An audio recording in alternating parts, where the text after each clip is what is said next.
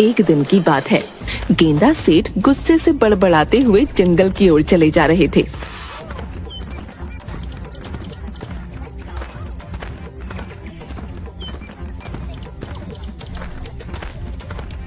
मेरी पत्नी अपने आप को पता नहीं क्या समझती है। जरा सा भोजन क्या कर लेता हूँ, आसमान सर पर उठा लेती है। अब मैं गांव में नहीं रहूंगा, जंगल में ही रहकर अपना जीवन व्यतीत करूंगा। हाँ। अचानक गेंदा सेठ की नाक में ताजा ताजा फलों की सुगंध टकराई। अरे ये तो ताजे ताजे अमरूद और सेब की सुगंध है। वैसे भी घर से चलते हुए काफी दूर निकल आया हूँ। मुझे तो बहुत तेजी से भूख लगने लगी। मैं क्या करूं? गेंदा सेठ इधर उधर देखने लगे। तभी उन्होंने देखा कि एक साधु हाथों में फलों की टोकरी पकड़े हुए जाल में बंद था। अरे, लगता है मुझे भूख कुछ ज्यादा ही लग रही है। जाल में बंद जानवर भी मुझे साधु नजर आने लगा। मैं कोई जानवर नहीं, साधु ही हूँ। अरे साधु महाराज, ये तो आप ही हैं, लेकिन आप इस जाल में कैसे बंद हुए?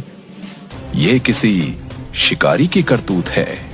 जरूर उसने ये जाल जंगली जानवर को पकड़ने के लिए फेंका होगा और गलती से इसमें आप फंस गए। और शिकारी आपको ले जाकर क्या करेगा भला? आपको बाजार में कौन खरीदेगा? मूर्ख, बकवास बंद और मुझे इस जाल से आजाद कराओ। अब जरूर साधु महाराज, लेकिन वो क्या है कि मुझे भूख बहुत लग रही है। आप उसके बदले में क्या अपनी टोकरी के सारे फल मुझे खाने को देंगे? क्या? ये तो बहुत सारे फल हैं। क्या तू सारे फलों को खा जाएगा? साधु महाराज, आपके ये फल मेरी भूख तो नहीं मिटा पाएंगे। हाँ, लेकिन फिर भी मेरे पेट में जरा सा वजन पहुंच जाएगा और थोड़ी सी ताकत आ जाएगी। हाँ, ठीक है, जल्दी से मुझे इस जाल से आजाद कराओ। साधु की बात सुनकर गेंदा सेठ खुश हो गया और उसने उस जाल को जमीन से उखाड़ दिया। साधु आजाद हो गया। तो तूने मुझसे फल मांगे हैं, लेकिन तूने मेरी मदद भी की है। ये ले, ये सारे फल, जाकर इन्हें आराम से बैठकर खा ले। अरे साधु महाराज, इतने फल तो मैं खड़े खड़े ही निपटा लेता हूँ। इतना कहकर गेंदा सेठ सारे फल बड़ी फुर्ती से खा गया। लगता है तुझे भोजन से बहुत प्यार है। मांग, क्या मांगता है? मुझे और क्या चाहिए साधु महाराज, मुझे तो बस बहुत सारा भोजन चाहिए। भोजन के अलावा भी बहुत कुछ है। आप तो बहुत पहुंचे हुए साधु लगते हैं। आप मुझे कोई ऐसा वरदान दीजिए जिससे भोजन मुझसे कभी भी अलग ना हो पाए। गेंदा सेठ की बात सुनकर साधु जोर जोर से हंसते हुए बोला, जा, मैं तुझे वरदान देता हूँ।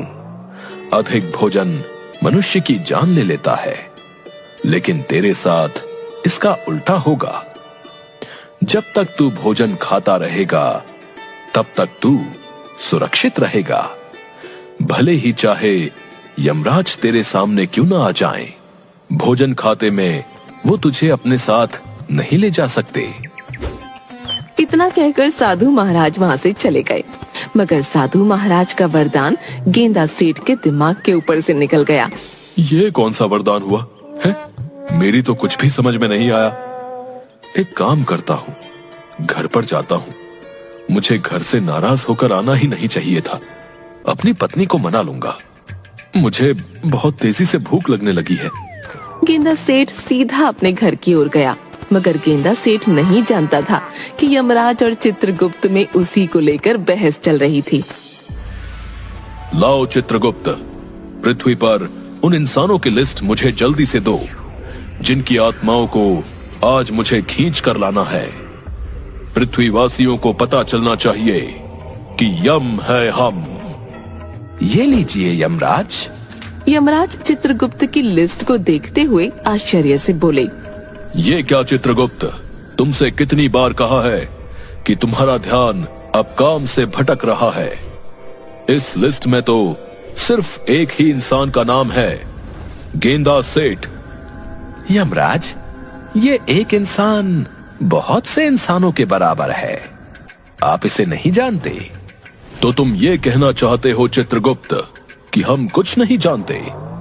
शायद तुम भूल रहे हो कि यम है हम सब कुछ जानते हैं। क्या खाक जानते हैं आप? अरे पिछली बार आप एक 60 वर्षीय मनुष्य की आत्मा को उसके शरीर से खींचकर यहाँ ले आए थे। बाद में पता चला कि उसकी आयु 100 वर्ष की थी। उसमें गलती मेरी नहीं बल्कि तुम्हारी थी चित्रगुप्त। तुम्हारा ध्यान अब काम की तरफ कम बल्कि नाचती अप्सराओं की तरफ अधिक होता है। कितनी बार मैंने तुमसे कहा है कि अपने तौर तरीके बदल लो। देखो इन इंसानों को, ये अब अपना सारा डेटा टैबलेट और कंप्यूटर में फीड रखते हैं। तुम अभी तक वही कलम और कागज का यूज करते हो। आपको क्या हो गया है यमराज? मत भूलो, ये पृथ्वी लोक नहीं है। पृथ्वीवासियों से कुछ सीखना चाहिए। इंसानों ने टेक्नोलॉजी में कितनी ज्यादा तरक्की कर ली है, तुम्हें कुछ अंदाजा भी है? वो सब छोड़िए यमराज, जाइए इस गेंदा सेठ की आत्मा को खींचकर यहाँ तक लाइए। इस गेंदा सेठ ने पृथ्वीवासियों का जीना हराम कर रखा है। उसे इसकी सजा मिलेगी, उसे नरक में रखा जाएगा। तुम यहीं रुको चित्रगुप्त, मैं अभी कुछ देर में उसकी आत्मा उसके शरीर से खींच कर लाता हूं और अपने हाथों से उसकी आत्मा को नरक में डालूंगा, क्योंकि गेंदा सेठ शायद नहीं जानता कि यम है हम। इतना कहकर यमराज वहां से गायब हो गए। इधर गेंदा सेठ आराम से गहरी नींद सो रहा था। तभी अचानक वहां पर यमराज प्रकट हो गए। सो रहा है मूर्ख, आंखें खोल, तेरे सामने यमराज खड़े हैं। मगर गेंदा सेठ बहुत ही गहरी नींद सो रहा था। उसके खर्राटे और ज्यादा तेज हो गए। आंखें खोल मूर्ख मनुष्य, तेरे सामने यमराज खड़े हैं। अरे मेरी आवाज सुनकर तो बड़े बड़े सूरमाओं के रोंगटे खड़े हो जाते हैं, मगर तू टस से मस नहीं हो रहा। तू जानता नहीं है कि यम है हम। गेंदा सेठ सोते हुए बोला। पता नहीं मुझे ऐसा क्यों लग रहा है जैसे कि कोई बोल रहा है कि बबल गम है हम। बबल गम नहीं मूर्ख, यम है हम, यम है हम। अचानक गेंदा सेठ की आंख सोते हुए से खुल गई और वो यमराज की तरफ गौर से देखने लगा। देख क्या रहा है मूर्ख मनुष्य? अपनी आंखों से मुझे देखकर तेरी सिट्टी पिट्टी गुम हो गई ना?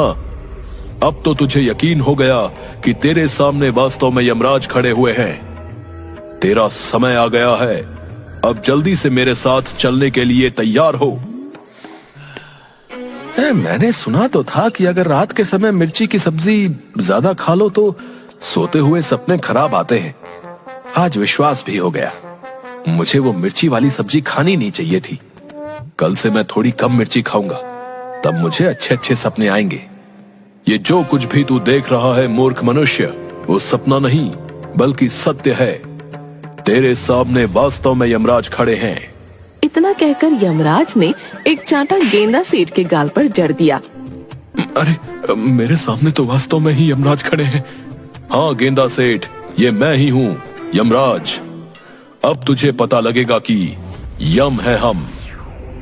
गेंदा यमराज को देखकर रोते हुए बोला। मुझे मत ले जाओ यमराज, अभी मैंने इस संसार में देखा ही क्या है। मूर्ख, इस संसार में तू पूरे 50 वर्ष बिता चुका है और मैंने सुना है कि इन 50 वर्षों में तूने 50,000 लोगों का जीना हराम कर रखा है। क्या अब और लोगों को परेशान करना चाहता है? अचानक गेंदा सेठ के मन में उस साधु का विचार आ गया और वो मन ही मन अपने आप से बोला। उस साधु ने भी आज यमराज का ही जिक्र किया था। हो ना हो वो पहुंचा हुआ साधु इस बारे में जरूर कुछ जानता होगा। मुझे उसके वरदान के बारे में गहराई से सोचना होगा। जरूर उसके वरदान में कुछ ना कुछ छुपा हुआ है। गेंदा सेठ साधु के वरदान के बारे में गहराई से सोचने लगा और उसकी आंखों के सामने साधु के दृश्य घूम गए। जा, मैं तुझे वरदान देता हूँ। अधिक भोजन मनुष्य की जान ले लेता है, लेकिन तेरे साथ इसका उल्टा होगा। जब तक तू भोजन खाता रहेगा तब तक तू सुरक्षित रहेगा। भले ही चाहे यमराज तेरे सामने क्यों ना आ जाए? भोजन खाते में वो तुझे अपने साथ नहीं ले जा सकते। समझ गया, मुझे ऐसे यमराज के सामने रोना नहीं चाहिए, बल्कि कोई योजना सोचनी चाहिए। अब जब आप मेरे सामने आ ही गए हैं यमराज, तो फिर आपके सामने मेरी क्या ही चल सकती है। लेकिन मेरे एक प्रश्न का उत्तर तो आप दे ही सकते हैं ना? मैं एक प्रश्न का उत्तर नहीं, बल्कि सैकड़ों प्रश्नों के उत्तर दे सकता हूं, क्योंकि यम है हम। मैंने सुना है ईश्वर दूसरों को भोजन खिलाने से बहुत प्रसन्न होते हैं। क्या ये सत्य है? बिल्कुल सत्य है। तो फिर क्या आप मुझे भोजन नहीं खिलाएंगे? मुझे बहुत तेजी से भूख लगी है। मुझे देखकर लोगों की भूख मर जाती है। पहली बार ऐसे इंसान को देख रहा हूं जिसके सामने यमराज खड़ा है और उसे भूख लग रही है। मैं तेरी आखिरी इच्छा को अवश्य पूरी करूंगा, क्योंकि तूने मेरे सामने ईश्वर का नाम लिया है, और तू तो अब समझ ही गया होगा कि यम है हम। इतना कहकर यमराज ने अपनी गदा सामने की ओर कर दी। गदा में से सफेद रंग की किरणें फूटने लगीं और गेंदा सेठ के सामने एक से एक अधिक लजीज व्यंजन रखे हुए थे। ले, खा ले आखिरी भोजन, उसके बाद तो तुझे मेरे साथ चलना ही होगा। एक शर्त पर मैं इस भोजन को हाथ लगाऊंगा। अगर मेरा इस भोजन को खाकर पेट भर जाएगा, तभी आप मेरे शरीर से मेरी आत्मा खींचोगे, भूखे पेट नहीं। क्या ये वादा करते हो आप? अरे, तेरे सामने 20 व्यक्तियों का भोजन रखा है मूर्ख मनुष्य। फिर भी मैं वचन देता हूं, क्योंकि यम है हम। यमराज की बात सुनकर गेंदा सेठ के होठों पर रहस्यमयी मुस्कान आ गई। गेंदा सेठ कुछ ही देर में वो भोजन को चट कर गया। मेरा कुछ भला नहीं हुआ यमराज। यमराज ने उससे भी अधिक भोजन गेंदा सेठ के सामने रखा। गेंदा सेठ देखते ही देखते वो सारा भोजन भी खा गया। थोड़ा और लाइए यमराज। तूने मुझे क्या अपना गुलाम समझ रखा है? मैं यहाँ पर तेरी आत्मा खींचने आया हूँ, तुझे भोजन कराने नहीं आया। लेकिन आपने तो वचन दिया था। अब मैं तेरे सामने इतना अधिक भोजन रखूंगा जिसकी तुमने कल्पना भी नहीं की होगी, मगर उसके लिए मुझे कुछ देर के लिए यहाँ से जाना होगा। इतना कहकर यमराज वहाँ से गायब हो गए। तुरंत चित्रगुप्त के पास पहुँचे। चित्रगुप्त भोजन कर रहा था। यमराज, आप खाली हाथ आए हैं? गेंदा सेठ की आत्मा कहाँ है? सवाल मत करो चित्रगुप्त। सवाल करने का अधिकार सिर्फ हमारा है, क्योंकि यम है हम यहाँ से बहुत सारा भोजन ले जाने के लिए आए हैं। यमराज ने चित्रगुप्त का और वहाँ सारा रखा भोजन पृथ्वी पर ले जाकर गेंदा सेठ के सामने रख दिया। अब देखता हूँ तेरा पेट कैसे नहीं भरता। गेंदा सेठ आराम से फिर से भोजन करने लगा, मगर अब वो धीरे धीरे भोजन कर रहा था और यमराज को यही बात सबसे ज्यादा विचलित कर रही थी। तभी यमराज के कानों में चित्रगुप्त की आवाज टकराई। यमराज, इसने आपको मूर्ख बना दिया है। कितनी बार कहा है आपको कि अपने काम पर ज्यादा ध्यान दीजिए, ना कि इस बात पर कि यम है हम। अरे, पृथ्वी लोक पर इस भुक्कड़ का पेट कोई नहीं भरवा सकता, और आप यहाँ का भी सारा भोजन ले गए। सभी अप्सराएं भूखी बैठी हुई हैं। तो फिर तुम ही बताओ चित्रगुप्त, मैं इस सिचुएशन में क्या करूं? मैंने इसे वचन दिया है, मैं तो फंस चुका हूं। अरे, वचन के बाद मैं ईश्वर से क्षमा मांग लेना, इसकी भोजन करते ही प्राण खींच लो। शायद तुम सही कहते हो, मुझे इस मनुष्य ने मूर्ख बना दिया है। इसे इसकी सजा जरूर मिलेगी, क्योंकि शायद ये अभी तक नहीं जानता कि यम है हम। इतना कहकर यमराज ने जैसे ही अपने गदे से गेंदा सेठ के प्राण खींचने की कोशिश की, तभी यमराज का गदा उल्टा ही यमराज के सर पर पड़ गया। ये कैसे संभव हो सकता है? ऐसा पहली बार हुआ है कि मेरा गदा मेरे ही सर पर पड़ गया। यमराज क्रोधित होकर गेंदा सेठ की ओर देखकर बोले, मुझे बता मूर्ख मनुष्य, तेरे प्राण मैं क्यों नहीं खींच पा रहा हूँ? आप मेरे चाहकर भी प्राण नहीं खींच सकते यमराज, क्योंकि मुझे वरदान मिला हुआ है कि भोजन करते हुए अगर मेरे सामने यमराज भी आ जाए, तब भी वो मुझे अपने साथ नहीं ले जा सकते।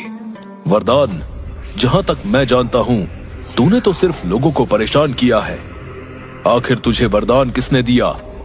एक साधु ने मुझे वरदान दिया है। आखिर वो साधु तुझे वरदान देने वाला होता कौन है? वरदान देने से पहले उसे मुझसे पूछ तो लेना चाहिए था।